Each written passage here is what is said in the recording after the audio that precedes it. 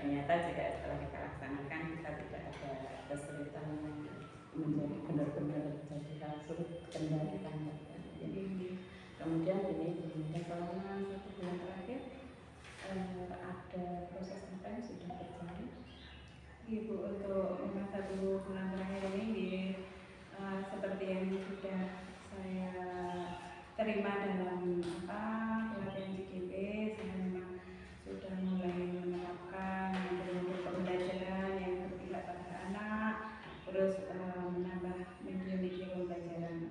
Kemudian rencana tindak lanjut untuk pendampingan berikutnya, kemarin kan kita sudah melaksanakan PSBB, sekarang kedua untuk pendampingan berikutnya.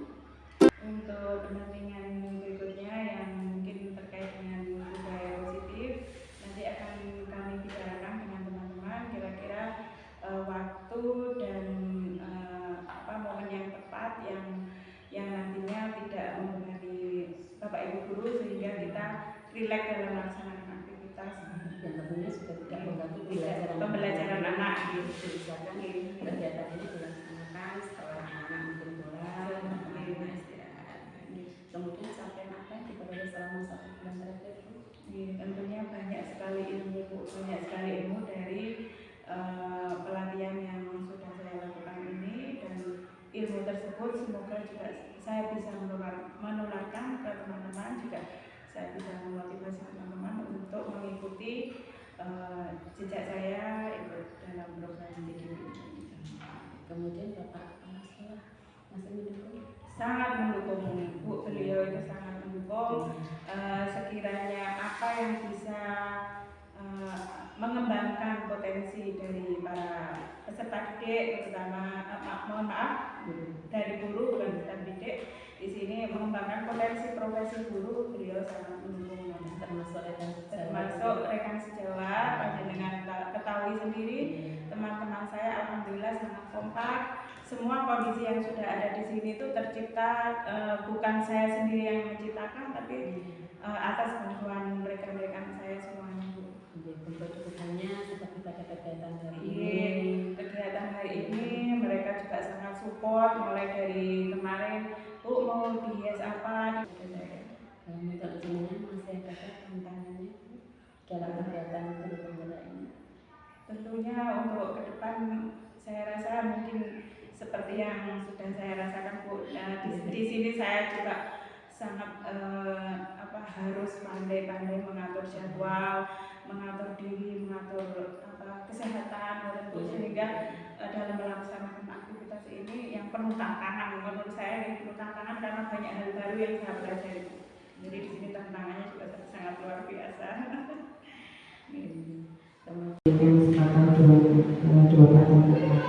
Baik, Bapak Ibu, pada kegiatan ini adalah memang tugas dari Ibu Siti Hamidah selaku CGP yang akan memberikan prakarsa perubahan berupa visi sekolah yang nantinya akan berubah dengan penjenengan semua.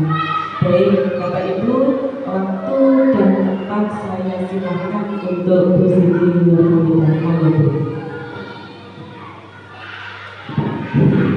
Assalamualaikum warahmatullahi wabarakatuh. Yang terhormat Ibu Wiwi Agustin selaku PP dari CGP Agama Sembilan wilayah Pesandaran dan Siliragung. Yang terhormat Bapak Kepala Sekolah SDN 2 Kandana, Bapak Jody Ustaz SPD, serta Bapak Ibu guru sekalian yang saya cintai. Kiranya kita panjatkan puji syukur kehadirat Allah Subhanahu wa Ta'ala, karena pada kesempatan pagi hari ini kita bisa melaksanakan aktivitas belajar bersama di ruangan ini dalam keadaan sehat walafiat. Sholawat serta salam semoga tetap tercurah limpahkan kepada junjungan kita Nabi Muhammad Shallallahu Alaihi Wasallam. Bapak Ibu sekalian yang saya hormati, di sini saya mengajak panjenengan semuanya untuk belajar bersama dalam rangka pendampingan individu 2 di forum forum diskusi dan komunikasi visi dan prakarsa perubahan. Di sini saya nanti akan berdiskusi dengan panjenengan semua terkait dengan visi panjenengan sebagai guru, kita sebagai pendidik, tentunya mempunyai cita-cita atau impian murid kita itu ke depan akan seperti apa. Saya sambil duduk karena di beliau pendidikan adalah menuntun tumbuh kembangnya kodrat alam dan kodrat zaman yang dimiliki anak, di mana kita sebagai seorang pendidik tugasnya adalah untuk menuntun, membimbing, memotivasi, serta mengantarkan cita-cita mereka dengan selamat dan bahagia. Sekarang untuk mengantarkan anak-anak ke arah cita-cita yang mereka inginkan, tentunya kita sebagai guru juga harus punya visi, punya pandangan ke depan tentang anak-anak tersebut. Maka di sini saya akan mengulas sebenarnya apa itu visi. Di sini saya terangkan bahwa visi itu bagaikan kita itu membayangkan lukisan pada kanvas yang masih kosong. Jadi ada sebuah kanvas yang kosong, di situ kita yang melukisnya nanti. Visi itu dapat diibaratkan sebagai bintang penunjuk arah pemandu pencapai tujuan. Visi itu sebenarnya belum terjadi saat ini. Namun jika kita kuat menginginkannya, maka akan terwujud di masa depan. Tentunya Bapak Ibu guru semuanya dulu saat kecil juga mempunyai cita-cita maupun visi. Saya pengen jadi guru, saya pengen jadi dokter, saya pengen jadi apa. Jika memang visi atau cita-cita panjenengan itu kuat untuk mewujudkannya, insya Allah juga akan terwujud. Ini visi juga merupakan representasi visual kita akan masa depan. Gambaran visi yang jelas tentang keadaan di masa depan dapat membantu kita untuk merencanakan dan menyelaraskan upaya-upaya mewujudkannya. Tentunya sebagai seorang guru, kita di samping harus punya impian atau visi tentang anak didik kita, supaya arah dan visi kita itu jelas, kita tidak boleh lepas daripada profil pelajar Pancasila, di mana pelajar Pancasila adalah pelajar sepanjang hayat yang memiliki kompetensi global dan berperilaku sesuai dengan nilai-nilai Pancasila. Yang diantaranya adalah tentunya kita sudah tahu semuanya, beriman dan bertakwa kepada Tuhan Yang Maha Esa, berkebinekaan global, bernalar kritis, mandiri, kreatif, dan gotong royong. Agar suasananya tidak tegang, panjenengan semuanya guru atau seorang pendidik itu haruslah sesuai dengan profil pelajar Pancasila, karena disitulah nanti kita akan punya rambu-rambu untuk menerapkan visi tersebut. Nah, di sini saya akan memberikan panjenengan semuanya tugas untuk melengkapi kalimat rumpang.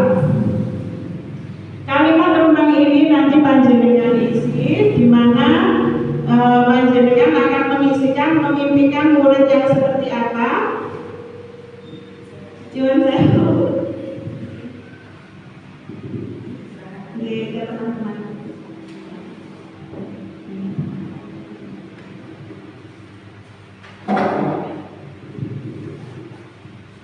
Jadi nanti panjenengan isi kira-kira panjenengan memimpikan murid yang seperti apa ke depannya, agar kita itu bisa mewujudkan visi yang sudah kita buat sendiri. Jadi visi tersebut nantilah yang akan mengantarkan anak-anak menuju ke cita-cita yang mereka inginkan. Panjenengan akan dapat menang, dapat menang sticky note yang sudah saya siapkan. Di sini Bu Nita ini yang apa? Atau pakai ini bisa pakai lem. Nah,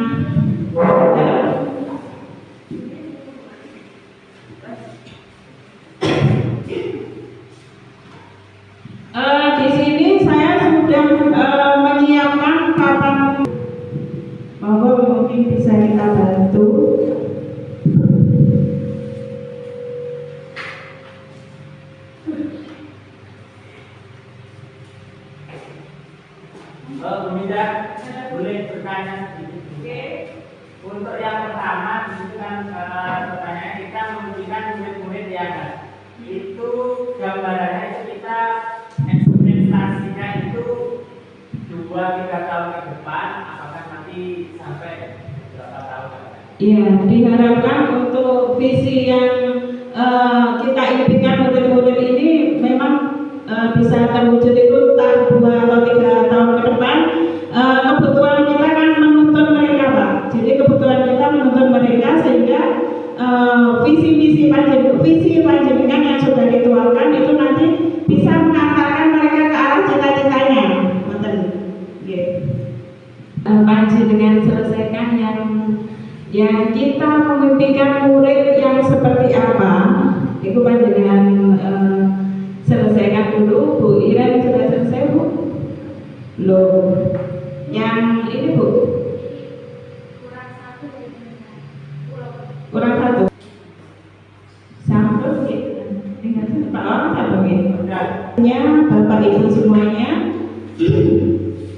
Di sini saya ingin Bu Iren membacakan hasil dari yang pertama. Monggo Bu, dibacakan hasil dari yang pertama. Silakan maju Bu Iren.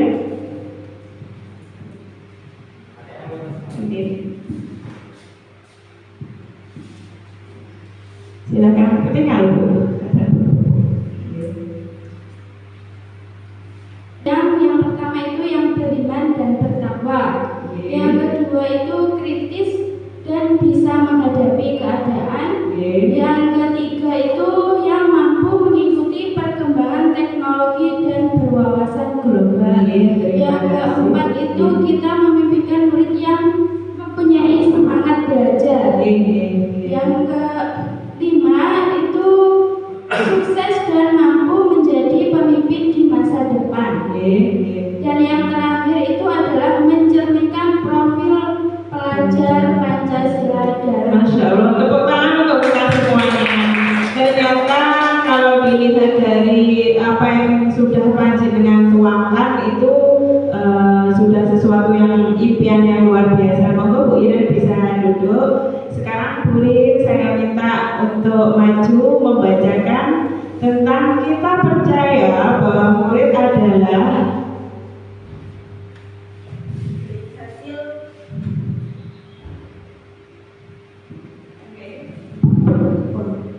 hasil dari kita percaya bahwa murid adalah yang pertama aset bangsa di masa depan. Yang kedua yaitu saya percaya bahwa murid bisa menjadi aset masa depan yang baik. Yang ketiga, dijaga dan dikembangkan sesuai potensi dan kodratnya. Yang keempat, generasi penerus bangsa yang patut diperjuangkan. Yang kelima, memiliki pribadi yang unik.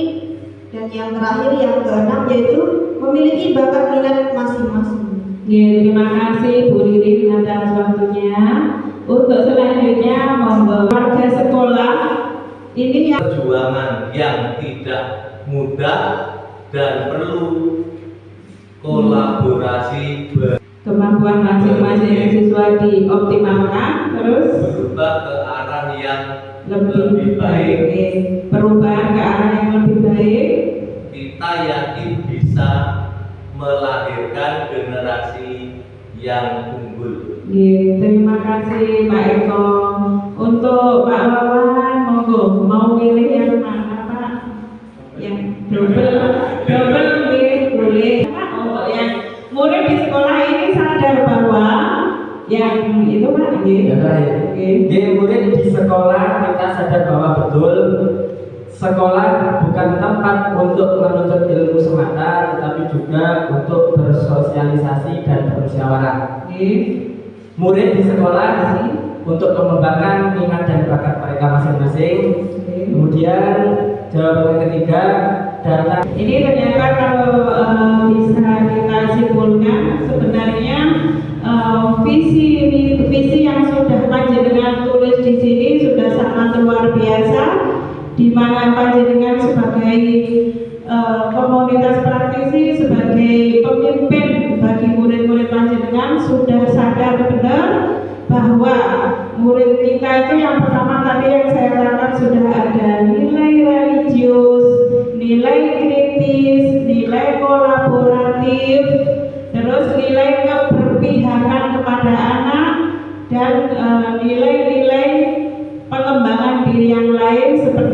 kemandirian dan lain sebagainya. Jadi nanti kesimpulannya, jadi di sini kita bisa menyimpulkan bahwa sudah saya tulis di sini kesimpulan yang panjenengan rekap tadi yang sudah ditulis di papan pelana tadi.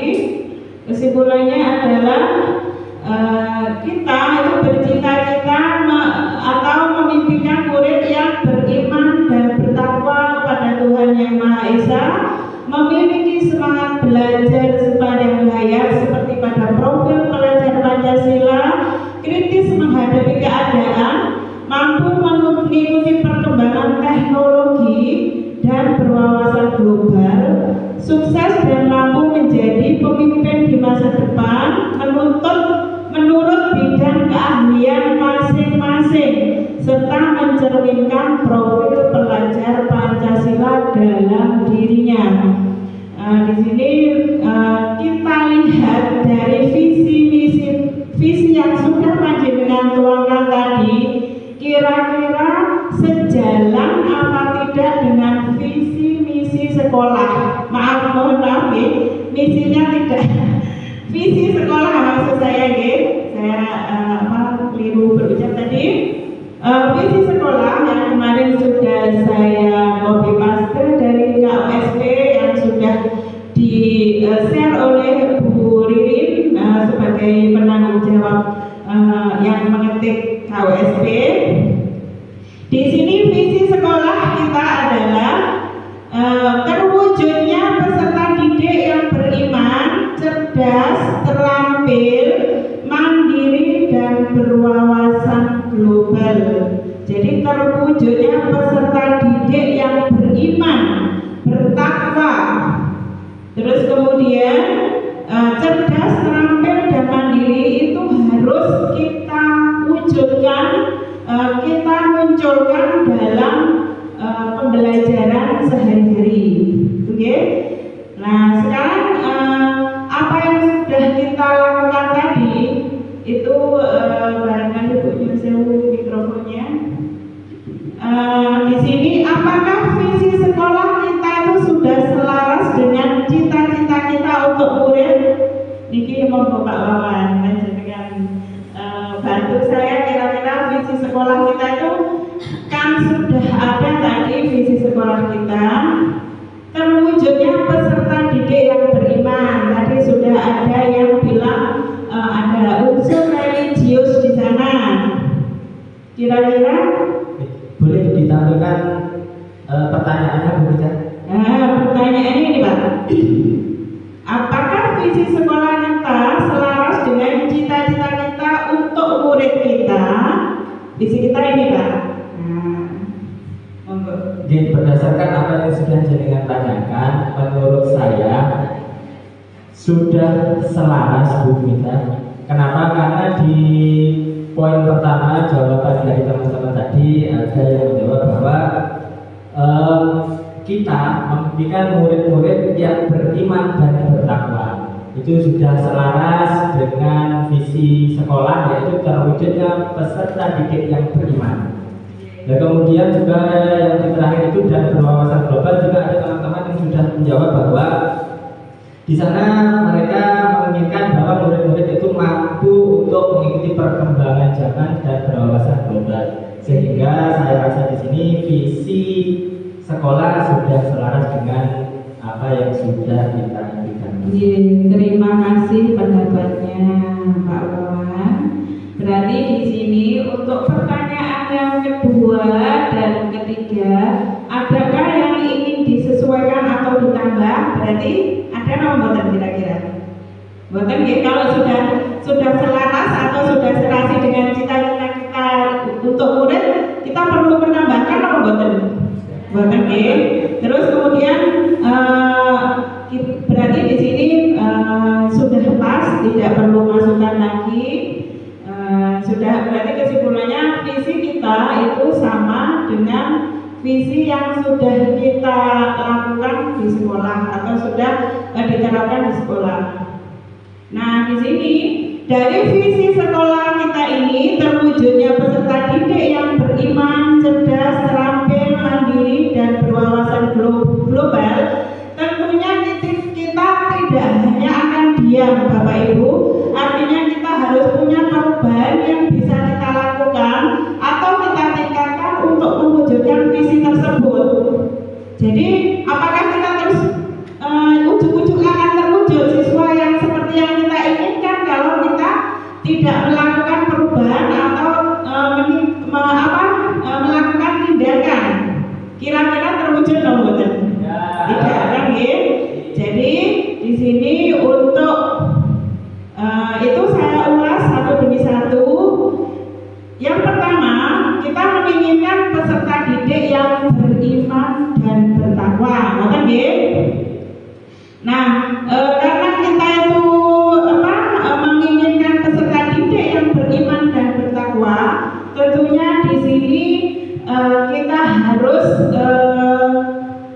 mempunyai kegiatan yang ranah keagamaan, yang seperti kita sudah tahu, kita setiap hari Jumat melaksanakan sholat duha bersama, terus kemudian setiap ada peringatan Hari Besar Islam, kita juga sudah mengadakan kegiatan tersebut dan masih banyak lagi. Itu kira-kira kita perlu meningkatkannya lagi apa tetap seperti itu? Kira-kira perlu ditingkatkan apa bukan dari kegiatan religius yang sudah kita lakukan? Kalau menurut panjenengan sudah oke Bu. Bukan apa-apa, barangkali Burin punya cita-cita Bu untuk sholat duha dibina seperti ini. Monggo barangkali Burin punya cita-cita Bu. Untuk anak-anak barangkali nanti dalam pelaksanaan sholat duha ada Bu ya? Oke, monggo Burin coba.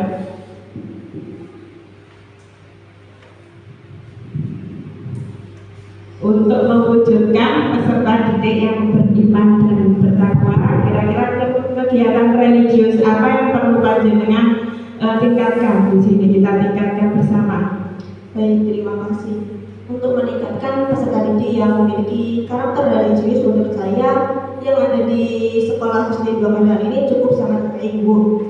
Mungkin kedepannya bisa ditambah ketika waktu agama hari Jumat bisa ditambah dengan pelatihan bagaimana tata cara wudhu, begitu, sunnah-sunnahnya wudhu, seperti itu bisa ditambahkan kegiatan yang seperti itu. Oke, terima kasih Bu. Nanti berarti kita berkolaborasi dengan guru agama yang kebetulan hari ini ada acara Bu. Oke, terima kasih Bu. Nanti kita koordinasikan dengan guru agama terkait dengan kurikulum agama yang akan kita gunakan dalam pelaksanaan sholat duha. Jadi mungkin rukun wudhu dan lain sebagainya anak-anak paham benar sehingga dalam pelaksanaan sholat duha itu sholatnya sah, kata Ibu. Terus kemudian di sini masalah yang kedua yaitu kan cerdas. Siswa kita itu agar menjadi siswa yang cerdas itu kita harus berpikir bagaimana gitu. Tentunya panjenengan semua juga sudah tahu dalam kurikulum Merdeka itu juga mengadopsi istilah dalam pembelajaran, ada yang hot, ada yang lots, nah itu memungkinkan anak-anak untuk berpikir tingkat tinggi atau berpikir cerdas, kemudian memacu otak mereka agar mereka berpikir kritis. Seperti itu. Mungkin pembelajaran seperti itu yang perlu kita tingkatkan untuk mewujudkan visi sekolah. Itu menurut pribadi saya. Kalau menurut ada masukan dari panjenengan bisa kita tampung. Kira-kira untuk mewujudkan anak-anak yang cerdas itu kira-kira tahapan apa, statement apa yang harus kita bangun bersama gitu.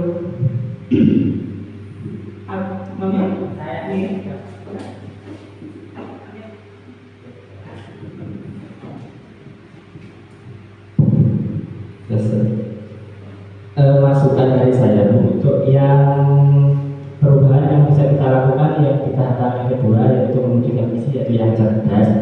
Menurut saya kemarin saya pernah baca untuk bukan artikel sebenarnya, itu memang sudah kewajiban guru bahwa untuk bisa berubahnya anak-anak itu agar menjadi lebih terampil kreatif itu, kalau saya pernah baca itu lebih baik kita menggunakan yang istilahnya itu taksonomi Bloom.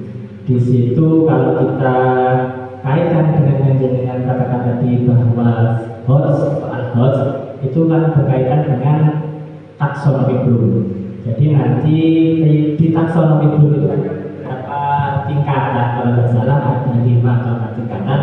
Untuk yang kategori HOTS itu ada di tingkatan di 4 atau 4, 5 dan 6. Suatu contoh begini Bu. Untuk soal HOTS itu kan harus anak-anak di situ kriterianya memahami SAM. Nah, jadi di situ kita bisa terapkan nanti taksonomi Bloom sedikit demi sedikit di sekolah kita. Yang menurut saya itu. Ya, terima kasih Pak. Jadi pengalaman dalam pembelajaran mungkin untuk mengembangkan kreativitas atau berpikir cerdas anak-anak itu kita bisa menggunakan tingkatan dari taksonomi Bloom yang merupakan yang tingkatan yang keempat. Di situ ada yang namanya analisis, terus kemudian di sini terampil. Untuk mengarahkan siswa yang terampil itu menurut pribadi saya itu kita akan kita lihat sendiri di keseharian anak-anak itu kita kan harus mengkondisikan dengan lingkungan, agar pembelajaran kita bermakna itu kan kita harus ada korelasi dengan lingkungan gitu, Kalau anak-anak di sini saya lihat salah satu contoh terampil, mereka ketika ditugasi, nah ayo kita cari pakis gitu ya, kita cari sayur pakis. Nah itu anak-anak semangatnya luar biasa lah. Ternyata dari berbagai anak itu ada yang dapat banyak, ada yang cuma dapat sedikit, ada yang sama sekali tidak dapat. Nah itu adalah salah satu dari keterampilan yang mereka punyai. Mungkin bisa kita latih, kita bisa berdiskusi dengan yang tadi, kamu kok bisa dapat banyak, itu tip-tipnya bagaimana, kok bisa cari pakis itu banyak gitu. Itu salah satu keterampilan yang perlu kita asah dan kita kembangkan, karena di sini memang lingkungannya di samping lingkungan perkebunan seperti ini, berarti mereka kan harus terampil dengan potensi alam yang ada di sekitarnya. Terus kemudian di sini saya lihat juga anak laki-laki, Bu. Untuk anak laki-laki itu ternyata di sini main arit, main sabit itu sudah biasa, Bu. Saya pertama ngeri melihat anak-anak bawa sabit. Nah ternyata mereka sangat terampil karena memang kebutuhan lingkungan, Bu. Di sini jadi anak-anak menggunakan sabit itu untuk mencari rumput, membantu orang tuanya untuk memberi pakan ternak mereka. Di sini juga salah satu keterampilan dari mereka. Mungkin harapannya ke depannya keterampilan yang dipunyai itu juga harus berbasis teknologi, Ibu. Kan tidak hanya melulu alam atau lokal, tapi kita juga harus punya visi dan misi. Itu bagaimana anak-anak bisa menggunakan teknologi dengan terampil, Ibu. Terus kemudian kemandirian tentunya kita semua juga sudah paham benar bahwa anak-anak kita itu keseharian mereka sudah rata-rata mandiri, di mana orang tuanya jam 5 pagi sudah berangkat ke kebun, sementara mereka kalau mau sekolah ya sekolah, kalau enggak ya enggak. Nah dari situ anak-anak muncul kemandirian, ibuku gak enak, ibu saya tidak ada, saya harus bersikap seperti ini. Jadi kemandirian itu muncul dengan sendirinya karena proses latihan. Nah demikian juga yang diharapkan di sekolah juga seperti itu, Bu. Jadi di sini bahwa memang untuk masalah kemandirian untuk minat baca anak itu kan panjenengan ketahui masih agak rendah ya. Jadi kita ketahui bahwa itu juga merupakan tantangan bagi kita di sini sebagai pendidik. Itu ternyata kita nggak punya perpustakaan, Bu. Jadi kita nggak punya perpustakaan dan belum punya pojok baca begitu. Jadi tantangan kita ke depan menurut hemat saya itu untuk memunculkan kemandirian anak itu kita harus mempunyai prakarsa perubahan yang kira-kira anak-anak itu biar mandiri dan terampil membaca, berliterasi. Itu kita mau buat apa, okay? Terus di sini untuk berwawasan global, okay? Untuk berwawasan global itu tentunya di samping kita juga melatih keberanian mental anak-anak dalam menghadapi segala situasi. Itu kita juga harus melakukan pembelajaran yang berorientasi pada barangkali salah satunya di sini kita menyelipkan bahasa Inggris ya, dalam pembelajaran kita, karena nanti mungkin dalam Olimpiade Sains itu biasanya ada soal-soal yang menggunakan bahasa Inggris. Nah, menurut pendapat saya di sini dalam untuk membangun anak-anak yang berwawasan global, kita harus menyelipkan mata pelajaran, mungkin juga bukan menyelipkan ya Bu, memang harus ada di sini karena kita kan tujuannya mewujudkan visi, okay? Nah di situ harus ada yang namanya pembelajaran bahasa Inggris, entah itu masih dasar, tapi mereka sudah setidaknya mengerti oh subjek itu ini, objek itu ini, predikat ini dan lain sebagainya, seperti itu, okay? Terus kemudian di sini untuk melaksanakan perubahan tersebut itu kita tadi sudah kita simpulkan, kita merencanakan untuk kegiatan keagamaan dan sholat duha, terus kemudian tadi ada masukan dari Kurin itu mulai doa pagi, sholat duha dan lain sebagainya, perlu adanya penambahan kegiatan yang lebih terarah. Terus di sini untuk yang kedua itu merancang model pembelajaran yang membuat anak berpikir hot, tadi sudah disampaikan oleh Pak Wawan. Jadi kesimpulannya seperti itu. Terus kemudian yang ketiga, menumbuhkan minat baca atau budaya literasi. Nah, seperti yang kita ketahui sepanjang pagi sebelum kita mulai pembelajaran utama, kita kan sudah menyediakan waktu untuk anak-anak membaca. Nah, ternyata di situ kita juga belum artinya menurut saya pribadi, saya merasa masih gagal. Jadi anak-anak itu kadang juga membaca, Bu, katanya nggak boleh membaca keras-keras, Bu. Nyatanya kamu juga nggak baca gitu. Jadi untuk menumbuhkan minat baca itu kita memang harus benar-benar ekstra berpikir bagaimana agar mereka itu bisa tumbuh minat bacanya dan tumbuh budaya literasinya. Itu harus kita pikirkan perubahan apa yang akan kita ambil nanti ya. Terus kemudian untuk kegiatan kemandirian itu kan kita bisa merancang kegiatan P5 yang menumbuhkan jiwa kemandiriannya. Di sini kita juga beberapa kali sudah melaksanakan kegiatan P5 yang mulai dari keterampilan, Bu, di sini juga menanam, di mana anak-anak itu sudah mandiri, Bu, untuk mengambil pupuk sendiri dari kandang.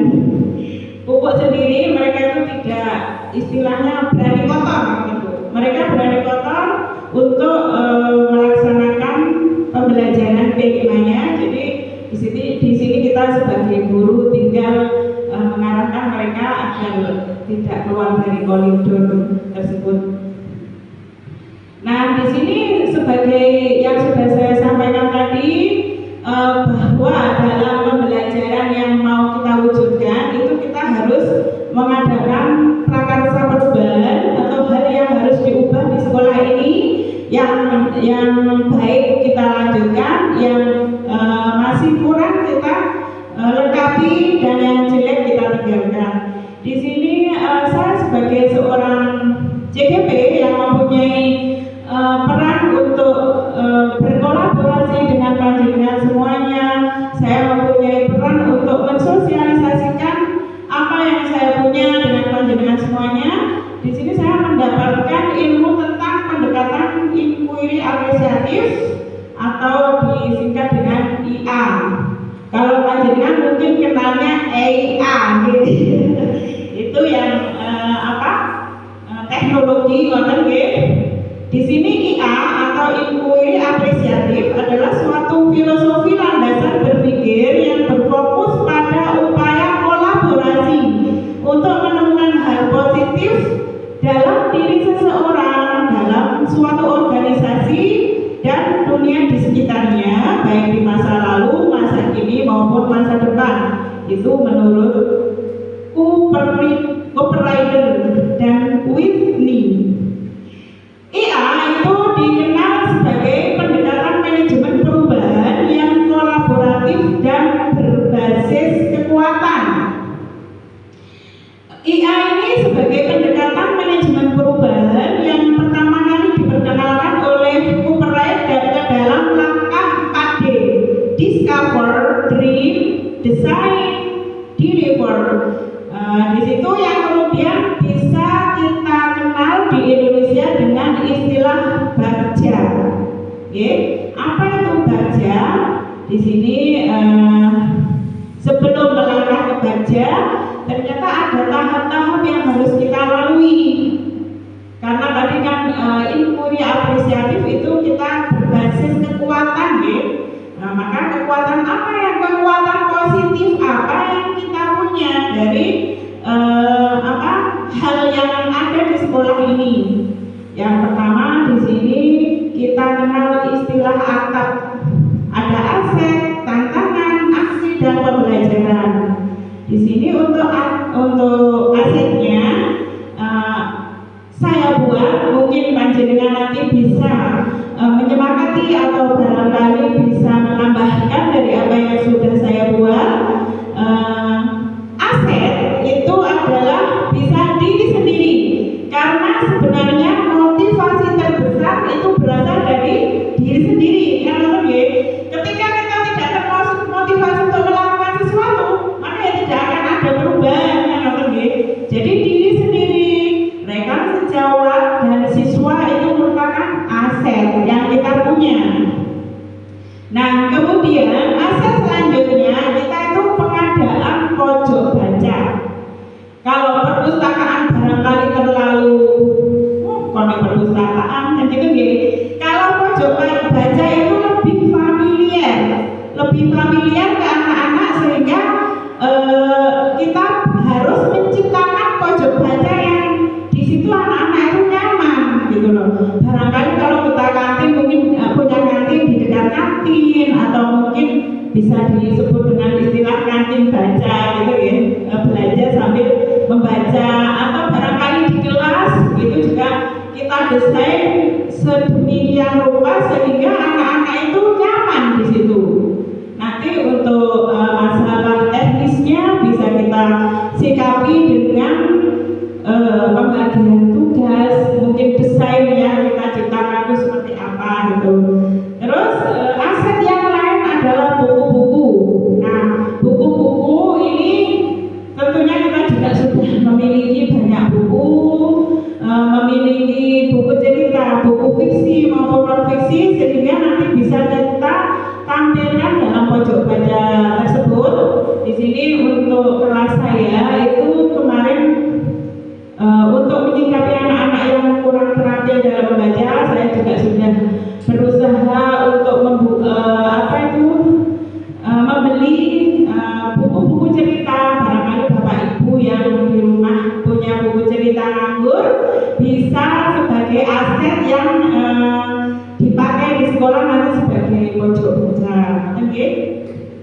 Terus untuk selanjutnya, kira-kira dalam pelaksanaan atau eksekusi dari sebuah perubahan ini kira-kira ada nggak tantangannya? Mestinya kan wonten nggih, nggak mungkin nggak ada tantangan moro-moro gitu saja.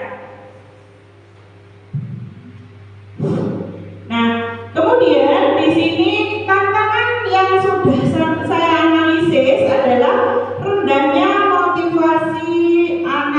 dalam belajar ya.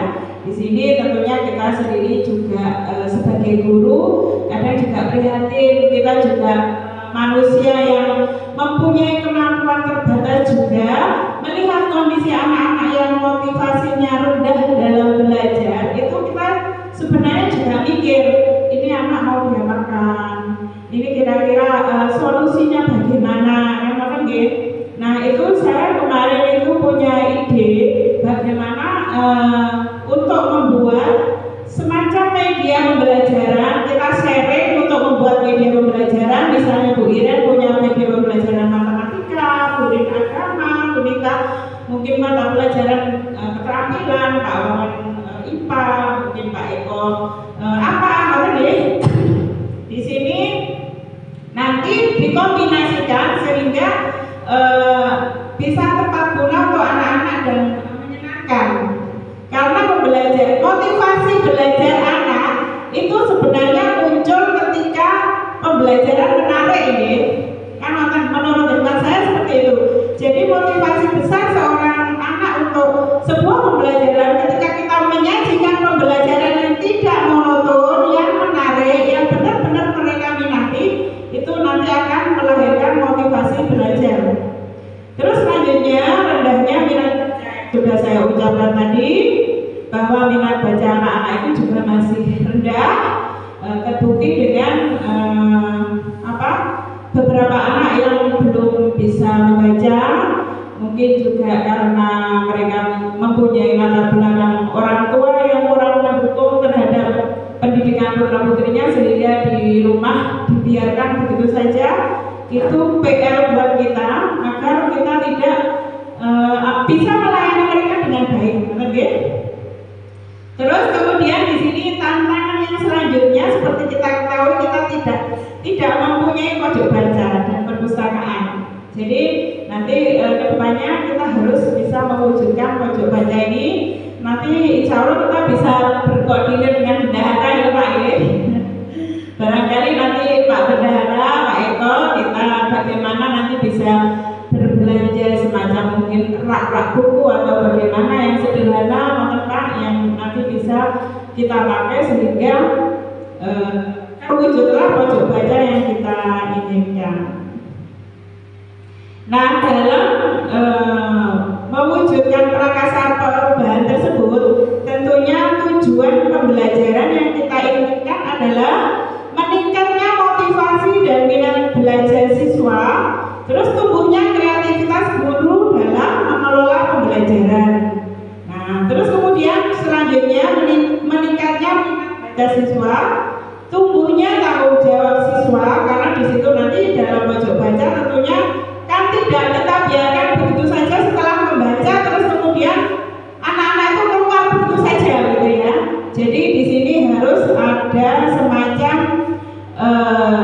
anak-anak yang bijak merapikan buku dan lain sebagainya sehingga mereka mempunyai tanggung jawab untuk menata tersebut, tumbuh tanggung jawabnya. Terus bertambahnya kreativitas dan wawasan siswa dari pojok baca yang kita ciptakan tadi. Kemudian munculnya inovasi dan kreativitas dalam membuat pojok baca. Tentunya kita nggak akan membuat pojok baca yang membosankan, tentunya kita menciptakan suasana pojok baca yang nyaman, enak. Terus akan munculnya kesadaran diri siswa untuk mengunjungi pojok baca. Jadi mereka itu karena pojok baca kita itu menyenangkan, mereka rebutan untuk berkunjung. Terus menciptakan lingkungan belajar yang menyenangkan dari pojok baca dan metode kita mengajar dengan beberapa media yang sudah kita ciptakan bersama dengan cara berkolaborasi.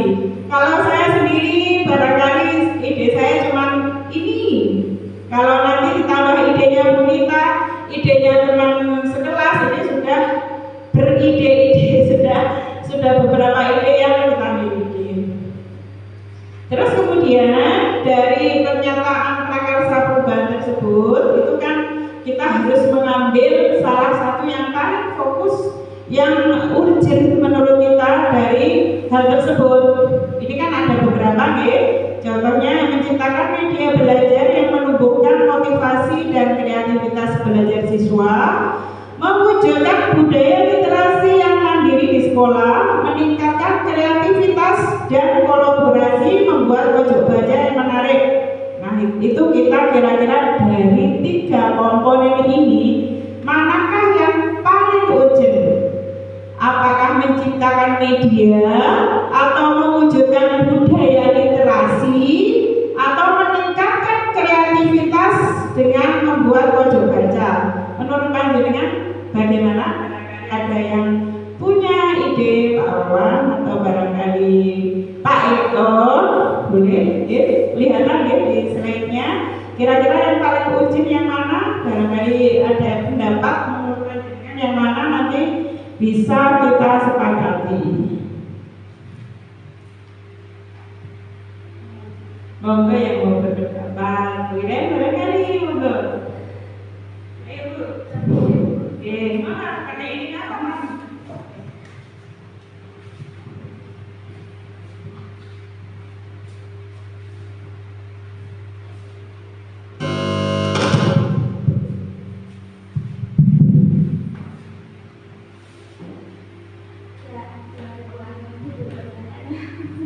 Oke, jadi pertanyaannya adalah dari hal 3 yang sudah saya sajikan ini, manakah yang paling urgent, yang paling mendesak untuk kita lakukan dari menciptakan media belajar, mewujudkan budaya literasi, mewujudkan kreativitas? Itu yang mana kira-kira menurut panjenengan yang paling urgent kita sepakati? Masuk ke 3-tiganya mau kita lakukan, kadang-kadang juga banyak. Pokoknya fokus pada yang satu dulu, monggo. Menurut saya yang harus dilakukan pertama kali itu yang paling urgent itu mewujudkan budaya literasi yang mandiri di sekolah. Karena melihat siswa dan siswi di sekolah kita ini cara membacanya itu masih banyak yang ketinggalan. Jadi kita harus mewujudkan budaya literasi terlebih dahulu. Setelah itu kalau budaya literasi sudah berjalan dengan baik, kita meningkatkan kreativitas dan kolaborasi, membuat pojok baca yang menarik. Nah, kalau siswa dan siswi itu sudah bisa membaca dengan baik, maka dia akan mencari pojok baca. Nah, setelah itu kita menciptakan media belajar yang menumbuhkan motivasi dan kreativitas belajar siswa. Nah, seperti itu Bu menurut saya. Terima kasih sekali Bu Iren atas pendapatnya. Barangkali ada yang lain mau menambahkan? Monggo, Bu Iren ada? Oke, monggo.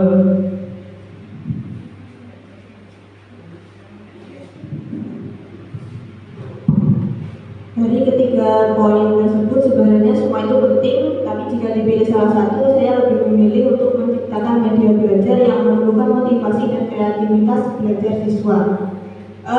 Setelah saya amati beberapa bulan ini, siswa sangat bersemangat ketika saya menggunakan game. Nah, seperti itu.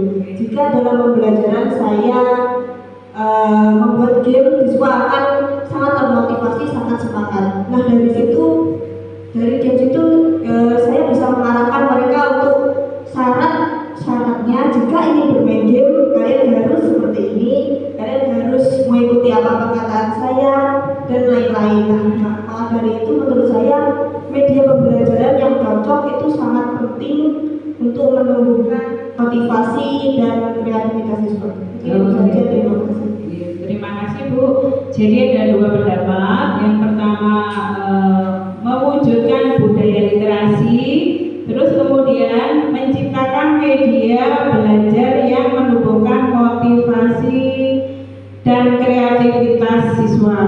Nah, dari keduanya itu kira-kira bisa nggak berjalan beriringan, jadi kita sambil menciptakan media belajar yang menumbuhkan motivasi dengan cara murid punya game apa dan lain sebagainya, itu juga dari pembelajaran itu kan kita bisa menyelipi ada sisipan literasi di situ, jadi ada sisipan literasi yang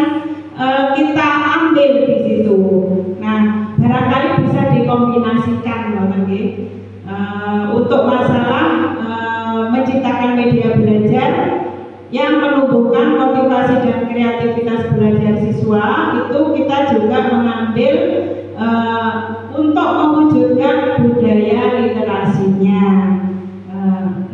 Mungkin setuju atau barangkali ada pendapat lain, silakan saya kita tampung bersama.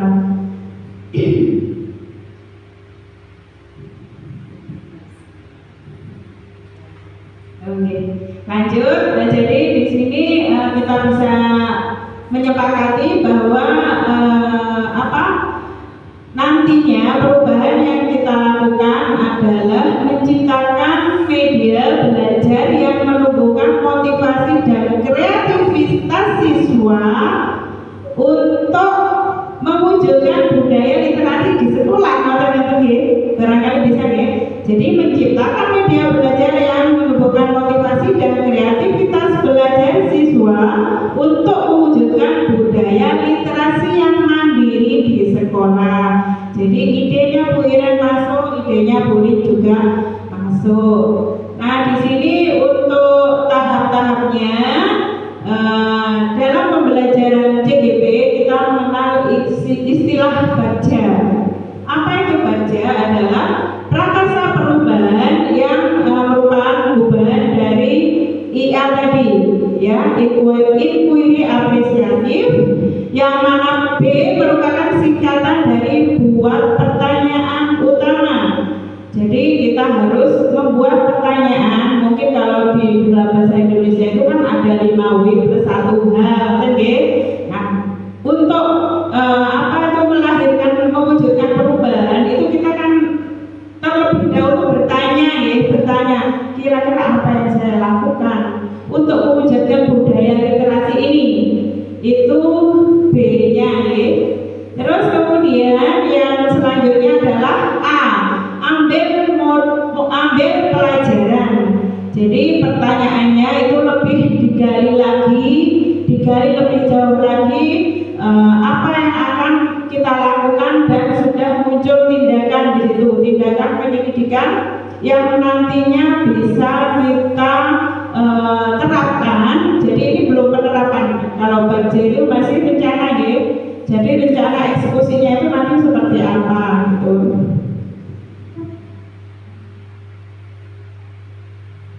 Selanjutnya adalah gali mimpi. G-nya itu adalah gali mimpi, dream. Itu dari gali mimpi itu tindakan yang harus kita lakukan itu apa saja. Jadi mungkin kalau kita sebagai orang baru yang belum pernah melakukan perubahan seperti itu, tentunya kita harus mewawancarai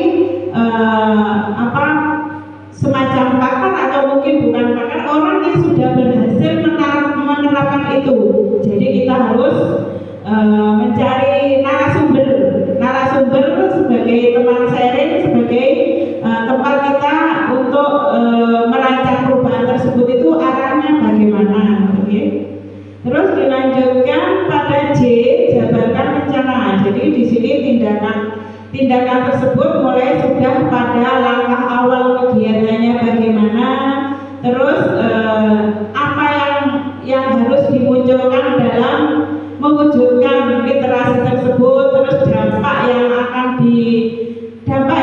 muncul dari kegiatan tersebut itu ada pada jabarkan rencana. Untuk selanjutnya adalah atur eksekusi. Atur eksekusi itu berarti kan kita nanti akan melaksanakan atau mengeksekusi dari rencana tersebut. Jadi untuk tindakannya itu semua pihak yang berkepentingan dengan kegiatan tersebut harus terlibat. Menyusun tim kerja. Kalau nggak ada tim kerja tentunya tidak akan jalan, ya. Jadi memang kita butuh kolaborasi di sini dan lain sebagainya. Kesimpulannya adalah melakukan perubahan dengan menggunakan pendekatan inquiry apresiatif yang menggunakan metode ATAP tadi yang sudah kita bahas, dan dirancang lewat tahapan baja dengan harapan bisa mewujudkan visi sekolah. Pertemuan selanjutnya mungkin bisa kita sepakati karena ada yang namanya budaya positif.